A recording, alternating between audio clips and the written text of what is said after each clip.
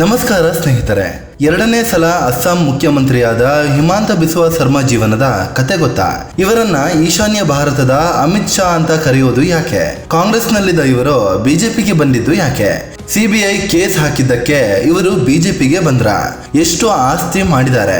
ಎಲ್ಲವನ್ನ ಈ ವಿಡಿಯೋದಲ್ಲಿ ಡೀಟೇಲ್ ಆಗಿ ಹೇಳ್ತೀವಿ. ಅದಕ್ಕೂ ಮುನ್ನ ನೀವಿನ್ನೂ ನಮ್ಮ ಚಾನಲ್ಗೆ ಸಬ್ಸ್ಕ್ರೈಬ್ ಆಗಿಲ್ಲ ಅಂದ್ರೆ ಈಗಲೇ ಆಗಿ ನಮ್ಗೆ ಸಪೋರ್ಟ್ ಮಾಡಿ. ನಿಮ್ಮ ಬೆಂಬಲ ನಮಗೆ ತುಂಬಾ ಮುಖ್ಯ. 1969ರ ಫೆಬ್ರವರಿ 1ರಂದು ಜನನ.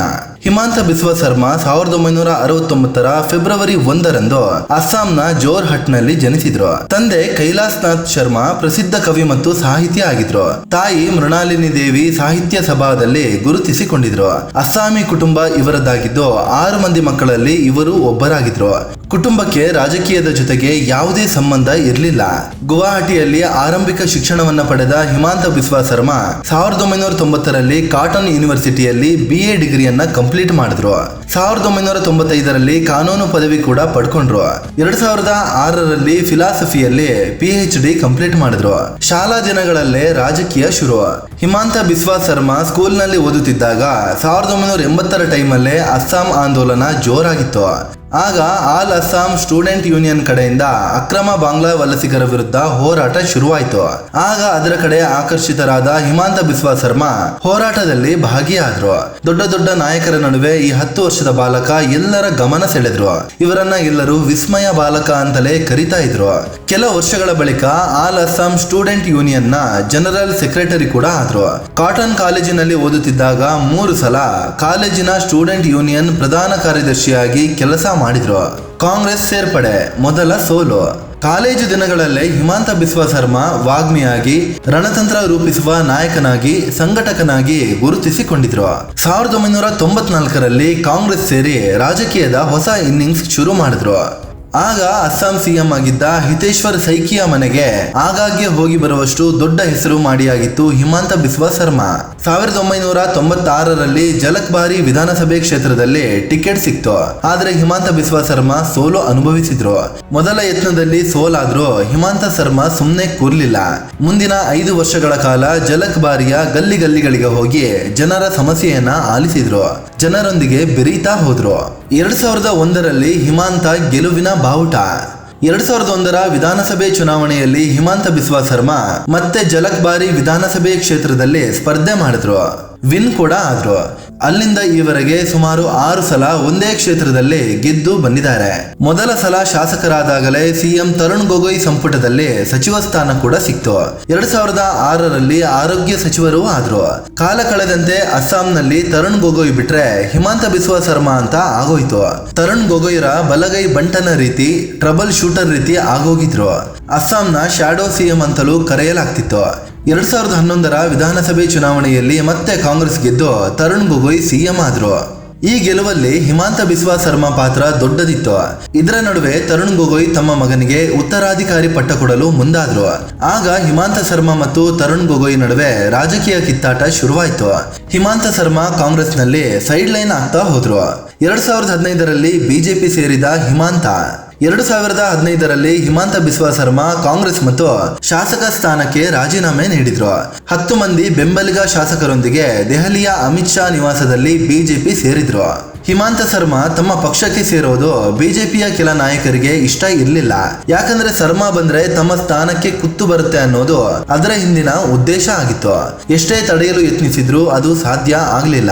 ಸರ್ಮಾ ಕಮಲವನ್ನ ಹಿಡಿದೇ ಬಿಟ್ರು. 2016ರ ವಿಧಾನಸಭೆ ಚುನಾವಣೆಯಲ್ಲಿ ಬಿಜೆಪಿ ಲೀಡ್ ಮಾಡಿದ ಹಿಮಾಂತ ಬಿಸ್ವಾ ಸರ್ಮಾ ಬಿಜೆಪಿಗೆ ಅದ್ದೂರಿ ಗೆಲುವು ತಂದು ಕೊಟ್ರು. 2011ರ ವಿಧಾನಸಭೆ ಚುನಾವಣೆಯಲ್ಲಿ ಬಿಜೆಪಿ ಜಸ್ಟ್ 5 ಕ್ಷೇತ್ರಗಳಲ್ಲಿ ಮಾತ್ರವೇ ವಿನ್ ಆಗಿತ್ತು. ಅದೇ 2016ರಲ್ಲಿ 126 ಸ್ಥಾನಗಳ ಪೈಕಿ 60ರಲ್ಲಿ ವಿನ್ ಆಗಿತ್ತು. ಬಿಜೆಪಿ ಸರ್ಕಾರ ರಚಿಸಿ ಸರ್ಬಾನಂದ ಸೋನೋವಾಲ್ CM ಆದ್ರು. ಹಿಮಾಂತ ಬಿಸ್ವಾ ಸರ್ಮಾಗೆ ಹಲವು ಖಾತೆಗಳು ಕೂಡ ಸಿಕ್ವು. ತಮ್ಮ ಜನಪ್ರಿಯ ಯೋಜನೆಗಳಿಂದ ಸರ್ಮಾ ಜನರಿಗೆ ತುಂಬಾ ಹತ್ತಿರವಾದ್ರು. ಅಮಿತ್ ಶಾ ಕೂಡ ಈಶಾನ್ಯ ಭಾರತದಲ್ಲಿ ಕಮಲ ಅರಳಿಸುವ ಜವಾಬ್ದಾರಿಯನ್ನ ಸರ್ಮಾಗೆ ಕೊಟ್ರು. ಈಶಾನ್ಯದಲ್ಲಿ ಕಮಲ ಅರಳಿಸಿದ ಹಿಮಾಂತ ಅಸ್ಸಾಂನ CM ಆಗಿದ್ದು ಹೇಗೆ? ಈಶಾನ್ಯ ಭಾರತದ ರಾಜ್ಯಗಳ ಮೇಲೆ ಕಣ್ಣಿಟ್ಟಿದ್ದ ಬಿಜೆಪಿ ನೇದಾ ಅಂದ್ರೆ ನಾರ್ತ್ ಈಸ್ಟ್ ಡೆಮೋಕ್ರೆಟಿಕ್ ಅಲಯನ್ಸ್ ಅನ್ನ ಸ್ಥಾಪನೆ ಮಾಡ್ತು. ಅದರಲ್ಲಿ ಹಿಮಾಂತ ಬಿಸ್ವಾ ಸರ್ಮಾರನ್ನ ಸಂಯೋಜಕರಾಗಿ ಆಯ್ಕೆ ಮಾಡ್ತು.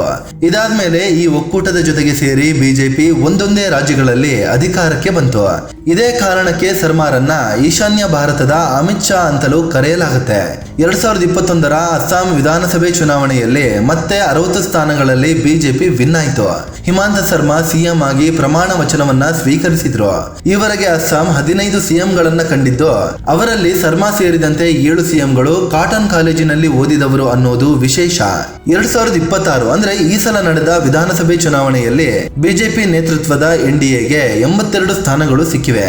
ಹಿಮಾಂತ ಬಿಸ್ವಾ ಸರ್ಮಾ 2ನೇ ಅವಧಿಗೆ ಸಿಎಂ ಆಗಿ ಪ್ರಮಾಣ ವಚನ ಸ್ವೀಕರಿಸಿದ್ದಾರೆ. ಸಿಬಿಐಗೆ ಹೆದರಿ ಹಿಮಾಂತ ಬಿಜೆಪಿಗೆ ಬಂದ್ರ. 2014ರಲ್ಲಿ ಶಾರದಾ ಚಿಟ್ ಫಂಡ್ ಹಗರಣ ಮತ್ತು ಲೂಯಿಸ್ ಬರ್ಜರ್ ಲಂಚ ಪ್ರಕರಣ ಹೊರಬಂದಿತ್ತು. ಹಿಮಾಂತ ಬಿಸ್ವಾ ಸರ್ಮಾ ವಿರುದ್ಧ ಸಿಬಿಐ ಕೇಸ್ ದಾಖಲಿಸಿ ತನಿಖೆಗೆ ಇಳಿದಿತ್ತು. ಇದೇ ಟೈಮಲ್ಲಿ ಸರ್ಮಾ ಬಿಜೆಪಿಗೆ ಸೇರಿದ್ರು. ಇದಾದ್ಮೇಲೆ ಅವರ ವಿರುದ್ಧದ ಎಲ್ಲಾ ಆರೋಪಗಳು ಮತ್ತು ಪ್ರಕರಣಗಳನ್ನ ಮುಚ್ಚಿ ಹಾಕಲಾಯಿತು ಅನ್ನೋ ಆರೋಪ ಕೇಳಿ ಬರುತ್ತೆ. ಬಿಜೆಪಿ ಸೇರೋ ಮುನ್ನ ಭ್ರಷ್ಟಾಚಾರ ಆರೋಪ ಕೇಳಿ ಬಂದ ನಾಯಕರ ಮೇಲೆ ತನಿಖೆ ಜೋರಾಗಿರುತ್ತೆ. ಆದ್ರೆ ಬಿಜೆಪಿ ಸೇರಿದ ನಂತರ ತನಿಖೆ ನಿಧಾನವಾಗುತ್ತೆ ಅಂತ ವಿಪಕ್ಷಗಳು ವ್ಯಂಗ್ಯ ಮಾಡುತ್ತಲೇ ಬಂದಿವೆ. ಅಷ್ಟೇ ಅಲ್ಲ, ಕಳೆದ ವಿಧಾನಸಭೆ ಚುನಾವಣೆ ಟೈಮಲ್ಲೂ ಸರ್ಮಾ ಮತ್ತು ಪತ್ನಿ ವಿರುದ್ಧ ಗಂಭೀರ ಆರೋಪ ಕೇಳಿ ಬಂದಿದೆ. ಸರ್ಮಾ ಪತ್ನಿ ರಿನಿಕಿ ಬುಯಾನ್ ಬಳಿ ಹಲವು ಪಾಸ್ಪೋರ್ಟ್ಗಳಿದ್ದು ವಿದೇಶದಲ್ಲಿ ದೊಡ್ಡ ಪ್ರಮಾಣದಲ್ಲಿ ಆಸ್ತಿ ಹೊಂದಿದ್ದಾರೆ. ಹಲವು ಕಂಪನಿಗಳು ಅವರ ಹೆಸರಲ್ಲಿವೆ. 52,000 ಕೋಟಿಗೂ ಹೆಚ್ಚು ಮೌಲ್ಯದ ಆಸ್ತಿ ಹೊಂದಿದ್ದಾರೆ ಅಂತ ವಿಪಕ್ಷಗಳು ಆರೋಪ ಮಾಡಿದ್ವು. ವಿವಾದಗಳಿಂದಲೂ ಫೇಮಸ್ ಈ ಸರ್ಮಾ. ಹಿಮಾಂತ ಬಿಸ್ವಾ ಸರ್ಮಾ ಕಾಂಗ್ರೆಸ್ನಲ್ಲಿ ಬೆಳೆದು ಬಂದವರಾಗಿದ್ರು ಮುಸ್ಲಿಂ ವಿರೋಧಿ ನೀತಿಯನ್ನ ಹೊಂದಿದ್ದಾರೆ. ಯಾವಾಗಲೂ ಮುಸ್ಲಿಮರನ್ನ ಟೀಕೆ ಮಾಡಿ ಸುದ್ದಿ ಆಗ್ತಾ ಇರ್ತಾರೆ. 2022ರಲ್ಲಿ ರಾಹುಲ್ ಗಾಂಧಿ ಕುರಿತು ಮಾತನಾಡುವಾಗ, ನೀವು ರಾಜೀವ್ ಗಾಂಧಿ ಮಗ ಅನ್ನೋದಕ್ಕೆ ನಾವು ಯಾವತ್ತಾದ್ರೂ ಸಾಕ್ಷಿ ಕೇಳಿದೀವಾ ಅಂತ ಕೆಟ್ಟದಾಗಿ ಮಾತಾಡಿದ್ರು. ಈ ಸಂಬಂಧ ಕೇಸ್ ಕೂಡ ದಾಖಲಾಗಿತ್ತು. ಒಂದು ರಾಜ್ಯದ ಸಿಎಂ ಆದವರ ಬಾಯಲ್ಲಿ ಇಂಥ ಮಾತಾ ಅಂತ ಎಲ್ಲರೂ ಚೀತು ಅಂದಿದ್ರು. ಆದ್ರೂ ಶರ್ಮಾ ನಾಲಿಗೆ ಹರಿಬಿಟ್ಟು ಕಾಂಟ್ರವರ್ಸಿ ಮಾಡ್ಕೊಳ್ಳೋದು ಬಿಟ್ಟಿಲ್ಲ. ಈ ಸಲ ಎಲೆಕ್ಷನ್ ನಲ್ಲಿ ವಿನ್ ಆದ್ರೆ ಬಾಂಗ್ಲಾ ಮುಸ್ಲಿಂ ವಲಸಿಗರನ್ನ ರಾಜ್ಯದಿಂದ ಹೊರ ಹಾಕ್ತೀನಿ ಅಂತ ಹೇಳಿದ್ದಾರೆ. ಹಿಮಾಂತ ಸರ್ಮಾ ಕುಟುಂಬ ಮತ್ತು ಆಸ್ತಿ. ಹಿಮಾಂತ ಬಿಸ್ವಾ ಸರ್ಮಾ ರಿನಿಕಿ ಬುಯಾನ್ ಅನ್ನೋರನ್ನ ಮದುವೆ ಆಗಿದ್ದಾರೆ. ದಂಪತಿಗೆ ನಂದಿಲ್ ಬಿಸ್ವಾ ಸರ್ಮಾ ಅನ್ನೋ ಮಗ ಮತ್ತು ಸುಕನ್ಯಾ ಸರ್ಮಾ ಅನ್ನೋ ಮಗಳಿದ್ದಾರೆ. ಇನ್ನು ಕುಟುಂಬದ ಬಳಿ 35 ಕೋಟಿ 16 ಲಕ್ಷ ರೂಪಾಯಿ ಮೌಲ್ಯದ ಆಸ್ತಿ ಇದೆ. ಅದೇ ರೀತಿ 16 ಕೋಟಿ 86 ಲಕ್ಷದಷ್ಟು ಸಾಲವೂ ಇದೆ ಅಂತ ಮಾಹಿತಿ ಕೊಟ್ಟಿದ್ದಾರೆ. ಸರ್ಮಾ ದಂಪತಿಗೆ 33 ಲಕ್ಷ ರೂಪಾಯಿ ವಾರ್ಷಿಕ ಆದಾಯ ಇದ್ದು, ಸರ್ಕಾರಿ ಸಂಬಳ ಮತ್ತು ಪತ್ನಿಯ ಉದ್ಯಮ ಆದಾಯದ ಮೂಲವಾಗಿದೆ. ಸರ್ಮಾ ಬಳಿ 180 ಗ್ರಾಂ ತೂಕದ ಚಿನ್ನ ಇದ್ರೆ, ಪತ್ನಿಯ ಬಳಿ 1 ಕೆಜಿ 459 ಗ್ರಾಂ ತೂಕದ ಚಿನ್ನಾಭರಣ ಇದೆ. ಸ್ನೇಹಿತರೆ, ಇದು ಅಸ್ಸಾಂ ಸಿಎಂ ಹಿಮಾಂತ ಬಿಸ್ವಾ ಸರ್ಮಾ ಕುರಿತು ಮಾಹಿತಿ ಕೊಡುವ ಪ್ರಯತ್ನ. ಇವರ ಬಗ್ಗೆ ನಿಮ್ಗೆ ಏನನ್ಸುತ್ತೆ? ವಿಪಕ್ಷ ಮಾಡ್ತಿರುವ ಆರೋಪಗಳು ಸರಿನಾ? ಸಿಎಂ ಆದವರು ಈ ರೀತಿ ವಿವಾದಿತವಾಗಿ ಮಾತಾಡೋದು ಎಷ್ಟರ ಮಟ್ಟಿಗೆ ಸರಿ? ಕಾಮೆಂಟ್ ಮಾಡಿ ನಿಮ್ಮ ಅಭಿಪ್ರಾಯವನ್ನ ತಿಳಿಸಿ.